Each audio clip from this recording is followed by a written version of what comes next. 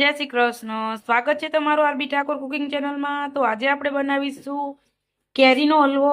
જો કેરીનો હલવો હજી સુધી ક્યારેય ના બનાવ્યો હોય તો એક વખત આ રીતે જરૂરથી બનાવજો। તો એના માટે મેં અહીંયા એક પાકી કેરી લઈ લીધી છે, 4 ચમચી રવો લઈ લીધો છે, 2 બદામ દ્રાક્ષ લીધી છે અને ખાંડ લીધી છે। તો સૌ પહેલા આપણે કેરીને છાલ ઉતારી અને આપણે મિક્સરમાં પીસી લઈશું। તમે જોઈ શકો છો અહીંયા મેં કેરીની આ રીતની એકદમ ઝીણી પેસ્ટ બનાવી લીધી છે। હવે આપણે રવાને શેકી લઈશું। એના માટે આપણે કઢાઈમાં 1 ચમચી ઘી નાખી દઈશું। આપણું ઘી સરસ ગરમ થઈ ગયું છે। આપણે એમાં રવો નાખી દઈશું। ધીમા તાપ ઉપર રવાને આપણે સરસ શેકી લઈશું।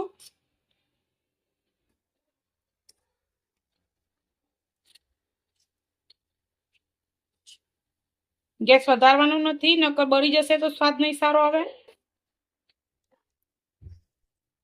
તમે જોઈ શકો છો આપણો સૂજીનો રંગ હલકો સોનેરી આવ્યો છે। આપણે આટલો શેકવાનું છે, બહુ વધારે નથી શેકવાનું। આપણે જે ખાંડ લીધી છે ખાંડ આમાં નાખી દઈશું ને પાણી રેડીશું। જો તમારે દૂધ નાખવું હોય તો દૂધ પણ નાખી શકો છો।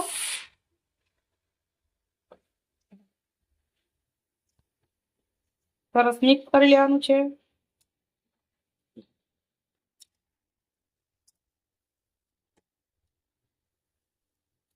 તમે જોઈ શકો છો આપણી સૂજી સરસ ફૂલી ગઈ છે અને એકદમ ઘાટું પણ થઈ ગયું છે આપણું મિશ્રણ।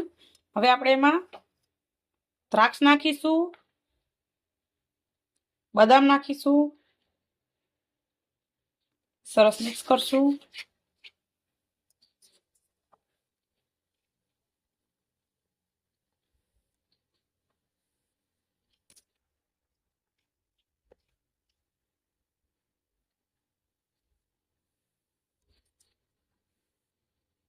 હવે આપણે ગેસની ફ્લેમ વધારી દેવાની છે। ખાલી શેકવા ટાઈમે જ આપણે ધ્યાન રાખવાની છે। જો વધારે શેકાઈ જાય તો એનો ટેસ્ટ આખો બદલાઈ જાય છે। હવે આપણે જે કેરીનો પલ્પ બનાવીને રાખ્યો છે એ આપણે આમાં નાખી દઈશું। બધો કેરીનો પલ્પ આપણે આમાં નાખી દીધો છે। હવે સરસ મિક્સ કરી લઈશું।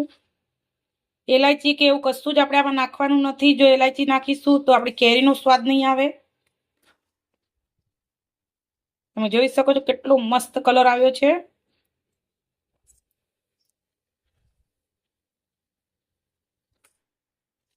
આ મેં હલકો એવો પીળો ફૂડ કલર નાખ્યો હતો જ્યારે કેરી પીસી ત્યારે। તમારે ના નાખવો હોય તો તમે સ્કીપ કરી શકો છો।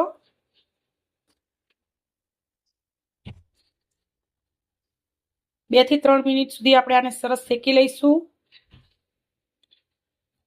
એકદમ મસ્ત મજાનો આપણો કેરીનો હલવો તૈયાર છે। આપણે એકદમ ગરમા ગરમ સર્વ કરીશું। અને જો તમારે ઠંડો ખાવો હોય તો ફ્રીજમાં મૂકીને ઠંડો પણ સર્વ કરી શકો છો।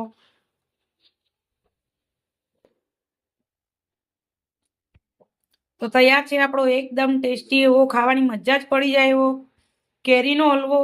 તો તમે ક્યારેય ના બનાવ્યો હોય તો એક વખત જરૂરથી બનાવજો।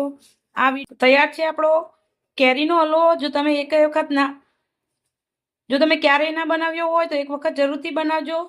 બહુ જ મસ્ત લાગે છે અને નાના મોટા બધાને ભાવે છે। અને આને તમે ગરમ ગરમ પણ ખાઈ શકો છો અને ફ્રીજમાં ઠંડો કરીને પણ સર્વ કરી શકો છો। એટલો બધો ટેસ્ટી લાગે છે। જો તમે એક વખત બનાવ્યો તો દર વર્ષ તમે કેરીની સિઝનમાં આ હલવો બનાવ્યા વગર નહીં રહી શકો, એની મારી ગેરંટી છે। તો જો તમને મારો આ વિડીયો ગમ્યો હોય તો લાઈક, શેર ને સબસ્ક્રાઈબ કરવાનું ભૂલતા નહીં। આવજો ને જય શ્રી કૃષ્ણ।